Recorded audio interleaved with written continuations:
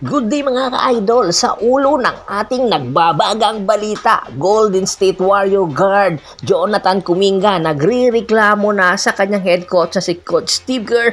Ano ba nga ba ang kanyang inireklamo? At sa LA Clippers, si Bones Hyland mayroon malaking pagsabok dahil sinasayang ang kanyang kalidad. At sa LA Lakers, si D'Angelo Russell ay malapit ng pakawalan ng inyong LA Lakers. Pag umuumpisa nga ng Golden State Warriors matapos talunin ng Golden State Warriors ang Memphis Grizzlies at isa sa mga pinakamagandang naiambag at nailaro ay ang kanilang guard na si Jonathan Kuminga.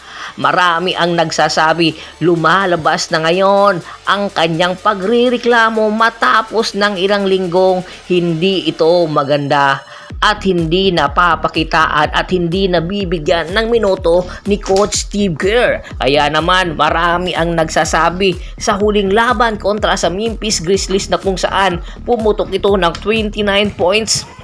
Marami na ang nagsasabi, masasabi na ni Jonathan Kuminga na isa na siyang superstar ng Golden State Warriors at malaki ang posibilidad na magiging bagong mukha ito ng Warriors. Samantala sa LA Clippers naman, si Bones Hyland, ilang buwan din ang kanyang pagiging bench players. Marami ang nagtatanong, isa itong panghihinayang sa isang kalidad ng player na napakaganda ng ipinakita ng simula nang hindi dumating or hindi pa sa kanila naglalaro si James Harden. Nag-a-average to ng 10 points per game, pero ngayon sa huling laban nila kontra sa Detroit Pistons, kahit man lang ilang minuto ay hindi ito napagbibigyan. Marami ang nagsasabi panahon na para pakawalan ang nasabing player dahil isa itong panghihinayang sa kanyang kalidad kung hindi ito mabibigyan ng minuto na alam naman natin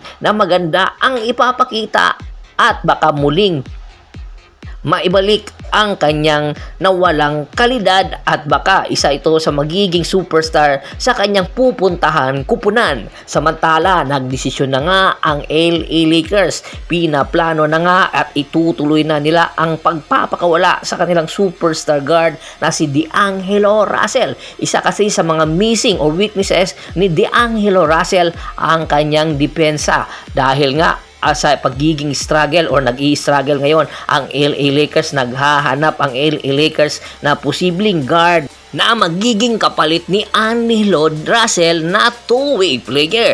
Dahil kung two-way player ang isang nasabing guard na posibleng magiging kapalit ni D'Angelo Russell ay mas mai-improve at mai-iangat pa ng LA Lakers ang kanilang kartada. Kaya tinututukan na nila ngayon ang nasabing trade negotiation.